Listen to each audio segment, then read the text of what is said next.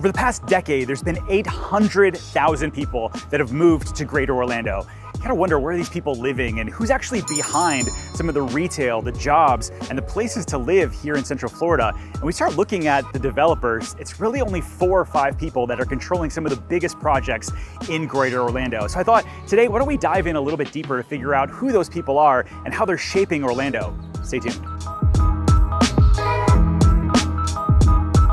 The first developer, and probably the most prolific here in Central Florida, is Tavistock. Founded in 1975 by Joe Lewis. It started off as a catering company that turned into an investment firm, and now they have over 200 companies worldwide. The investments here in Central Florida are really around 2 major areas, which is Lake Nona. It's the 17 square miles right over by the airport, and there's so many things that Tavistock is invested there. It's not just the houses, it's not just Lake Nona Golf and Country Club and Laureate Park, it's the Wave Hotel and the restaurants and the retail that they actually own many of those things in-house. They have the Tavistock Restaurant Group, which has many of the great restaurants in the Lake Nona area as well. Pop over to Sunbridge, that's also the developer of that area. There's roughly 27,000 acres that they're developing over there. Starting in 2020, Sunbridge started out with Westland Park, which was their residential component of this massive new community. Then they started going with the new school, and now they're building out the waterfront, which will be more retail and things like that. Things that I really like about Tavistock in general is the way that they're thinking through their developments at a holistic approach. They have jobs first, and then they're bringing residential and other things behind it. Let's go over to their newest retail spot just down the road.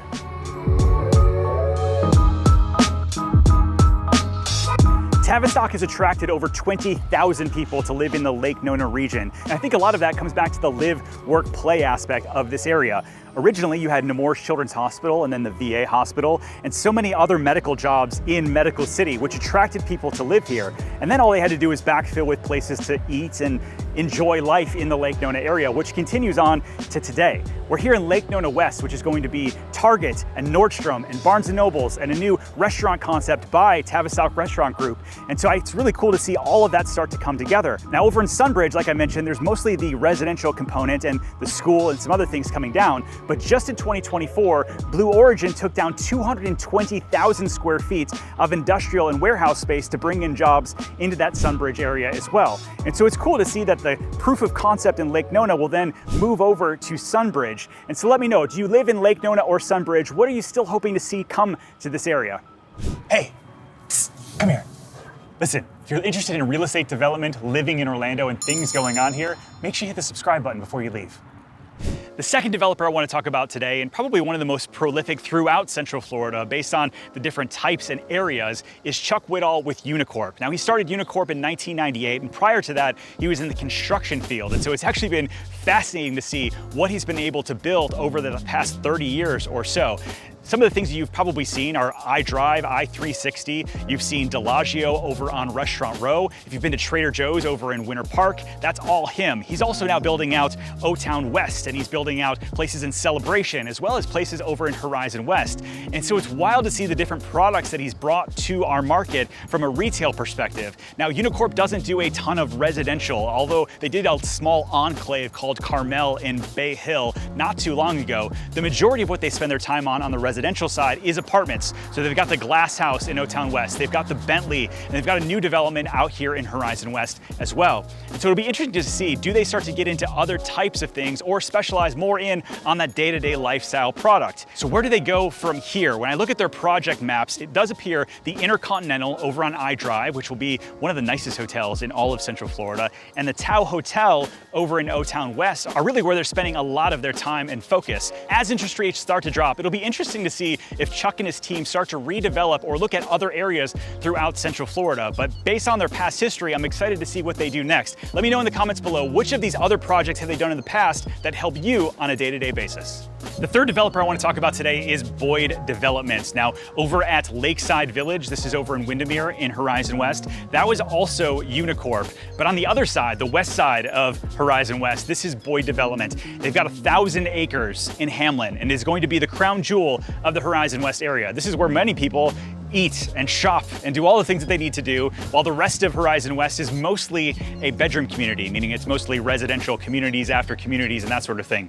And so it's interesting to see Boyd Development's stewardship of this area. So many people are looking to bring jobs first and then retail second, whereas Hamlin kind of went the opposite way. You had Publix open up, then Sinopolis, now a bunch of different restaurants finally getting to open up. Then at the tail end here, you have Orlando Health, you've got the new medical school across the way, and there's starting to be more jobs and more things beyond just residential and retail. So it's kind of interesting. It's almost the complete inverse of what Tavistock did over in Lake Nona, and yet still brings that live, work, play to our area. If you live in Horizon West, let me know down below, what are you still hoping comes to Horizon West?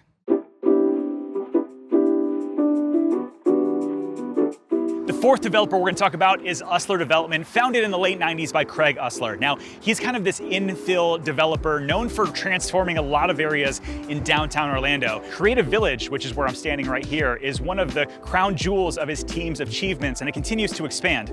Over the past few years, they've not only opened up new apartments for people to live in, but they've brought over 8,000 students downtown and created 1,000 new jobs with EA Entertainment, Valencia, and all of the other support staff that have all the different businesses in this area.